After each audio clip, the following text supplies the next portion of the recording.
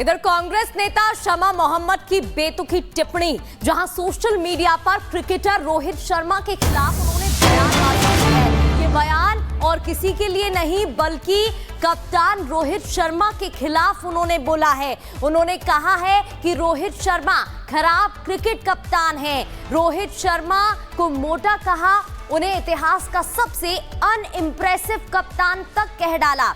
शमा मोहम्मद जो कि कांग्रेस की नेता, उनकी तरफ से ये बयान आया और भारत के कप्तान रोहित शर्मा को लेकर उन्होंने ये टिप्पणी की है, बेतुकी टिप्पणी की है और रोहित शर्मा को सबसे खराब कप्तान बताया। वही कप्तान, वही रोहित शर्मा जो चौथे सबसे सफल भारतीय कप्तान माने जाते हैं, उनके लिए ये बेतुकी टिप्पणी की है।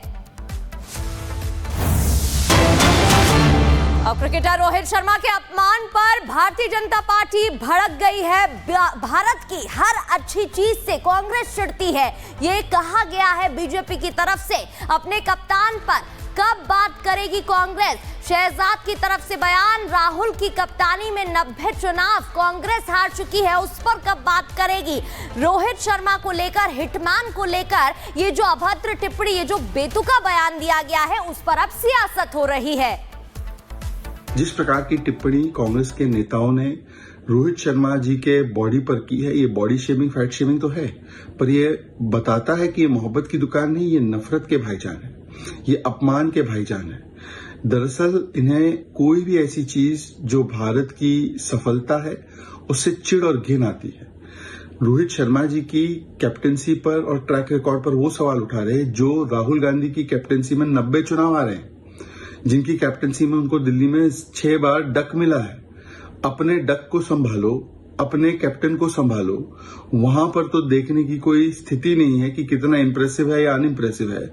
और जिन व्यक्ति के नीचे हम लोगों ने 140 में से 100 मैच जीते हैं, जिनकी कैप्टेंसी के तहत हमने T20 वर्ल्ड कप जीता है, वो अनइम्प्रेसिव है। शायद कांग्रेस की आदत ही हो चुकी है दूसरों को अपमानित करने की, लेकिन अपने गिरेबान में कांग्रेस को जरूरत है झांक कर देखने की। और जिस कप्तान की कामयाबी को लेकर, जिस कप्तान को लेकर वो सवाल उठा रहे हैं, उनका ट्रैक रिकॉर्ड बताता है कि वो कितने कामयाब है। रोहित शर्मा चौथे ऐसे खिलाड़ी हैं भारतीय इतिहास के जो सबसे सफल कप्तान हैं। 2024 में भारत को T20 world cup Rohit Sharma ने जिताया। ICC टूर्नामेंट के 93% मैचों में जीत हासिल उन्होंने की। रोहित शर्मा ने वनडे में 3 डबल सेंचुरी लगाई। 3 डबल सेंचुरी लगाने वाले इकलौते खिलाड़ी रोहित शर्मा हैं, जिनको लेकर कांग्रेस सवाल उठा रही है। रोहित शर्मा 10,000 से ज्यादा रन बना चुके हैं, उनका ट्रैक रिकॉर्ड बताता है उनका सक्सेस रेट। भारतीय कप्तान के नाम वनडे में 32 शतक हैं, ये रिकॉर्ड है रोहित शर्मा के। और अब जरा खुद सोचिए, जिनका ट्रैक रिकॉर्ड उनका सक्सेस रेट बताता है, उनको लेकर कांग्रेस सवाल उठाती है। और गणेश हमारे साथ जुड़ गए हैं। गणेश, हिटमैन रोहित शर्मा को ऐसे ही नहीं कहा जाता, ट्रैक रिकॉर्ड हम उनका दिखा रहे थे और मुझे लगता है आम जनता से बेहतर ये कोई नहीं बता सकता है कि उन्हें इतना सफल कप्तान क्यों कहा जाता है और उनकी इतनी फैन फॉलोइंग क्यों है। देखिए, सबसे पहला एक शब्द जो जुबान पर आती है, किसी भी जो क्रिकेट का प्रेमी होगा ये शब्द सुन रहा है जब, तो उसके मन से यही निकल रहा है कि क्या आप क्रिकेट के बारे में जानते हैं इस शब्द को प्रयोग करने से पहले। क्योंकि लगातार हमने देखा है जिस तरीके से डॉक्टर शर्मा जी ने इस बात को लेकर टिप्पणी की है रोहित शर्मा को लेकर, उसके बाद उनके ऊपर टिक्का टिप्पणी सोशल मीडिया पर खुद लोग करने लगे और कह रहे हैं कि आपको क्रिकेट के बारे में कुछ नहीं पता, आप किस तरीके से टिप्पणी कर रहे हैं। वहीं बीजेपी के नेताओं ने जिस तरीके से कहा कि आपके कप्तान इतने मैच हार चुके हैं, इतने चुनाव हार चुके हैं, उन्हें तो कुछ नहीं पता। देश का जो इतना अच्छा कप्तान है हमारा, और चौथा दुनिया के इस तरीके से हमारे भारत का कप्तान है, देश का नाम रोशन करता है और विश्व स्तरीय में जब मैदान पर उतरता है, जो विरोधी खेमे होता है वो थर-थर कांपता है। रोहित शर्मा हमारे ऐसे कप्तान हैं जिन्होंने दोहरा शतक, एक नहीं कई दोहरे शतक बनाए हैं और 30 से अधिक उन्होंने सेंचुरी बनाए हैं। भारत का जो बिल्कुल, इस बयान से पता चलता है कि क्रिकेट के बारे में कितनी जानकारी उन्हें होगी। बहुत बहुत शुक्रिया आपका तमाम जानकारी देने के लिए। बढ़ते आगे, और आगे बढ़ते हुए बात उत्तर प्रदेश के संभल की करेंगे, जहां संभल में शुद्धिकरण का काम शुरू हो गया है।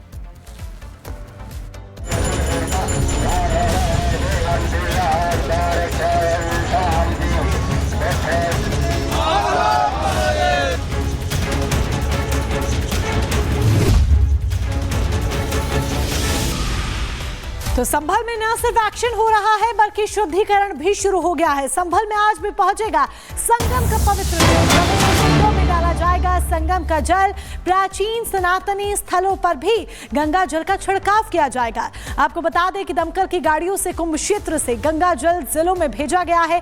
कल भी दमकल की एक गाड़ी आई थी, आज फिर दूसरी गाड़ी से संगम का जल आ रहा है और उसको देखकर भक्तों में भी बेहद हर्ष, बेहद उत्साह, बेहद उल्लास देखा जा रहा है। जतिन हमारे सहयोगी लाइव संभल से हमारे साथ जुड़ चुके हैं। जतिन, कल भी हमने देखा कि किस तरीके से संगम का त्रिवेणी का पवित्र जल आया और आज फिर से कुछ यही प्लान है। आज के प्लान को किस तरीके से अमली जामा पहनाया जाएगा?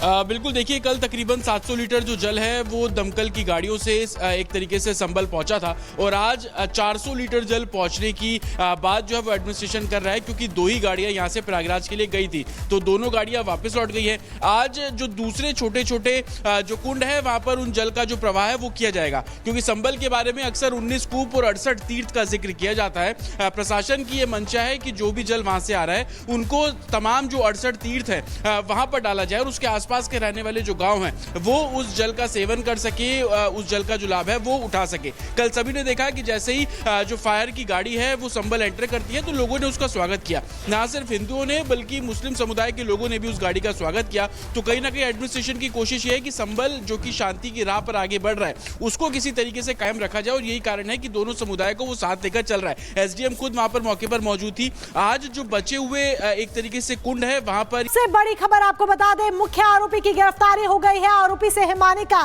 मोबाइल गहने भी बरामद हुआ है। हिमानी के घर पर ही आरोपी ने इस पूरे हत्याकांड को अंजाम दिया था, ऐसी खबर निकलकर सामने आ रही है। हत्या के बाद शव को सूटकेस में पैक कर फेंक दिया गया। आरोपी ने हिमानी का बॉयफ्रेंड होने का दावा किया है। आरोपी ने हिमानी पर ब्लैकमेल करने का भी दावा किया है और कहा है कि हिमानी उससे बार बार पैसों की मांग करती थी। हरियाणा के बहादुरगढ़ का रहने वाला है आरोपी, जिसकी गिरफ्तारी हुई है। तो बड़ी खबर, मुख्य आरोपी की गिरफ्तारी हुई है। उसने खुद कहा है कि वो हिमानी को जानता था, हिमानी के बॉयफ्रेंड होने का भी उसने दावा किया है। अब इस पूरे मामले पर हिमानी की मां का क्या कहना है, सुनिए जरा।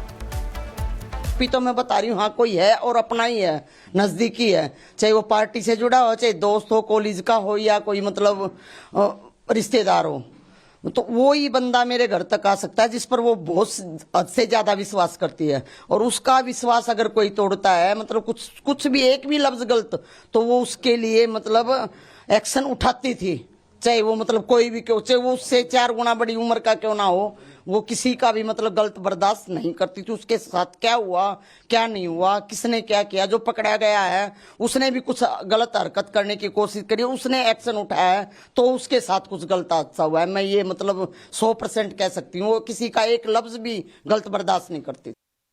भी दिखा हो, जैसे कई बार मैं कई प्रोग्रामों में भी गया हूँ, वहाँ पे भी कोई आया हो फेस टू फेस, चाहे जानता भी हो नाम से, तो कोई ध्यान नहीं आ रहा। कोई भी किसी दोस्त के चर्चा में हुआ हो, क्योंकि सचिन नाम का एक दोस्त है हिमानी का, ऐसा कुछ? नहीं, ऐसा नहीं है कोई भी। सचिन का तो कोई फेस टू फेस एक बार चेहरा दिख जाए तो फिर ध्यान में आ सकता है, नहीं तो कोई वो नहीं है नाम से। और ये कहा जा रहा है कि हिमानी को काफी दिन से परेशान कर रहा था, और लेकिन जो आरोपी है उसने ये आरोप लगाया है कि हिमानी उसको ब्लैकमेल कर रही थी। नहीं, ऐसा तो हो ही नहीं सकता, ब्लैकमेलिंग का तो कोई मामला ही नहीं है। वो ब्लैकमेल क्यों करेगी, उसके पास किसी चीज की कमी नहीं थी। क्या